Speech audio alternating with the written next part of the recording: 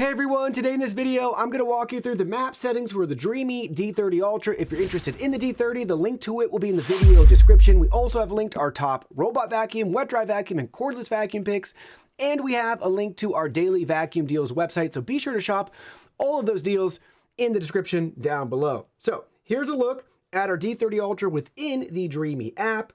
We can just tap on the image to enter into the device so we can see our map and we can look at all the map settings. All the map settings can be found on the right-hand side of the screen. There's two map icons. The first one is a map with an eyeball. So we have four icons at the top. We can choose to display these or not display these on our map. It's up to you.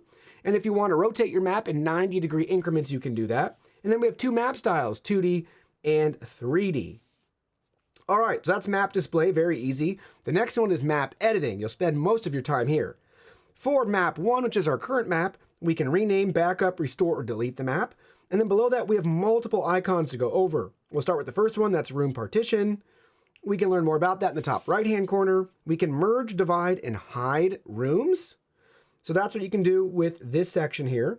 So if you want to merge a room, select two adjacent rooms together, and then you hit the check mark.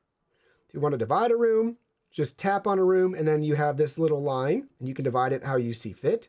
If you want to hide a room, you can just tap a room to hide. If you want to rename a room, you can just hit the rename button. Next, we have our floor type icon.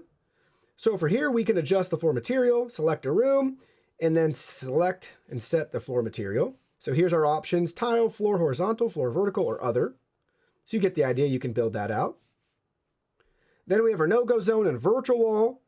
So we can learn more about these, but basically we can set them up multiple areas, multiples of each, but no-go zones, no mop zones, all of that here built out in the app. So here's a virtual wall, drag and drop. Here's a no-go zone. So in the red box, it will not vacuum or mop. In the no mop zone in purple, it will still vacuum in that area. It just will not mop in that area. Next, we have furniture, so you can select that. And here you can add and build out your map with all of your furniture.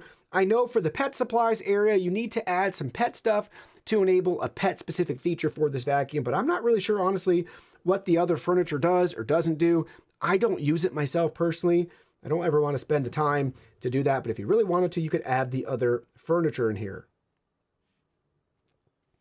Then we have our cleaning order. This is how you can readjust how it prioritizes cleaning in your house.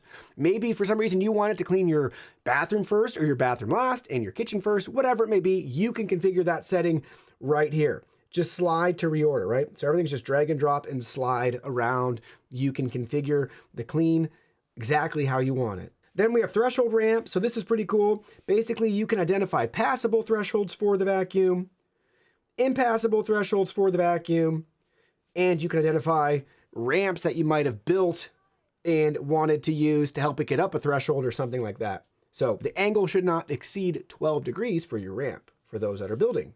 And then just choose the corresponding icon right here, right? So green, passable, red, impassable, and then we have the ramp. Coming up is going to be more of that blue color. And then next we have our carpet icon. So if you add rugs or something changes, right, you can add carpet right there in your map, right? So just drag, drop, and position it where carpet is in your house. And below all those icons, we have multi-floor map management. This is where you want to go to get some additional settings or to create a new map. So first up at the top, choose your house type, single floor or multi-floor.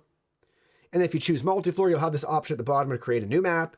And you'll see all of your maps sandwiched in between those two settings. We only have one map right now, but if we had map 2 or map 3, they would show here too with the same icons. If we want to create a new map, just hit that plus button at the bottom. And you have two options. It can clean a map at the same time, or it can just do a fast mapping run.